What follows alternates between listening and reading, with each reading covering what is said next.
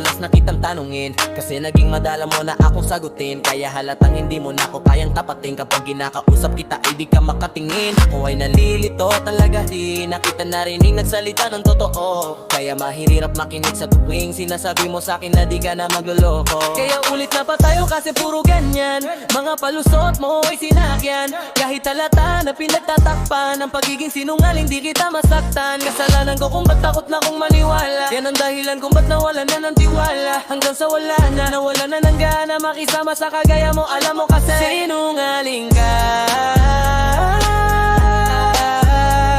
Di na ko naniniwala sa'yo. O tinanong kita, takot kang magsabi ng totoo. Kasi sinungaling ka. Di na ko naniniwala sa'yo. Pag tinanong kita,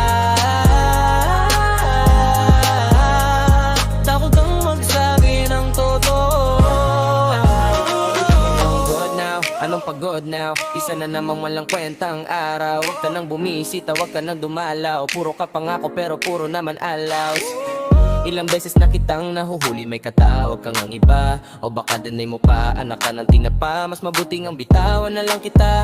Napalapit na patawad na kita. Dahil ang galit ko sa'yo'y wala na. Basta't wag mo mauna kausapin pa. Dahil lahat ng doon ako'y wala na.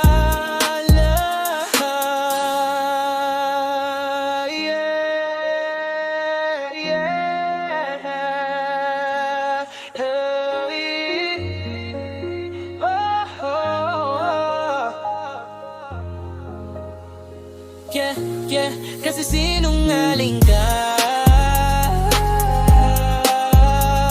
Di na ko naniniwala sa'yo.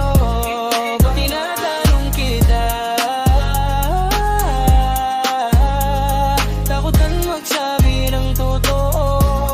Kasi sinungaling ka.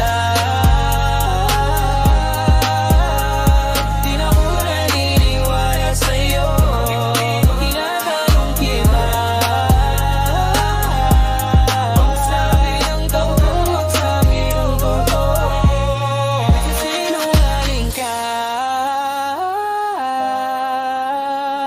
Di na ko naniniwala sa'yo.